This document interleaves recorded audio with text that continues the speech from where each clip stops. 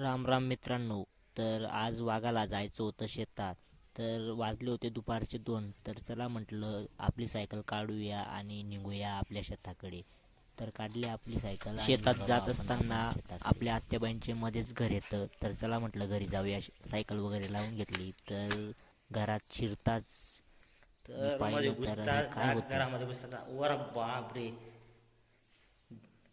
इथं तर डायरेक्ट अभ्यास चालू आहे भाऊ. तर आता चाललोय मी शेतात. तर आपण बघू शकता की रस्ता पूर्ण खराब झालेला आहे. शेतात जाण्याचा रस्ता पूर्ण खराब झालेला आहे. पूर्ण खड्डे वगैरे पडले त्या रस्त्याला, तरी सुद्धा वापर करावा लागतो. सायकल पण पूर्ण खतरनाक चालवता येते त्या रस्त्यावर. शेतात पोचल्यावर डायरेक्ट आमचे काकाचे आम्हाला भेटले. तर ते डायरेक्ट दुपारची डबा खात होते. तर आता दुपारचे वाजले 3.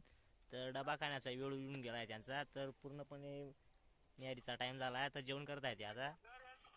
आता आपण आपल्या शेतात पोचणारच आहेत. तर हे बघा, हे आमच्या बाजूवाल्यांची केळी आहे. तर या केळींमध्ये केव्हा वाघ येऊन जाणार मागून काही सांगता येत नाही. बघा. तर मित्रांनो, तुमचा भाऊ वाघ फायनली आहे आपल्या शेतात पोचला आहे. तर हे बघा, हे जे आहे ना, हे आमचं शेत आहे पूर्ण. हे पूर्ण 2 एकर शेत आहे आमचं. तर आता हे जे वावर बनवलं आहे, हे कांद्याचं वावर आहे. इथं आम्हाला कांदे लावायचे. तर हे आमचं रोप आहे कांद्याचं. आणि इकडे मका टाकलेला आहे.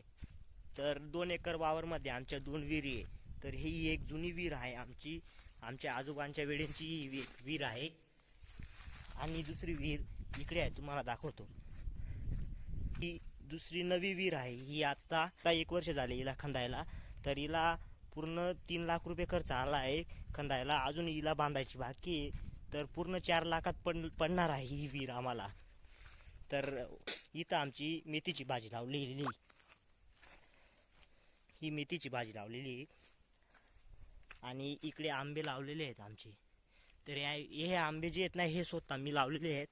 हे बघा, कोणतंही रोप न आणता फक्त आंब्याच्या कोळीवर जगवले आहेत मी त्यांना.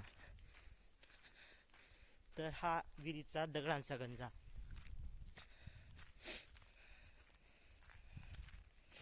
हे रोप आहे कांद्याचं. आणि इकडे कोपऱ्याला ही आमची लक्ष्मी.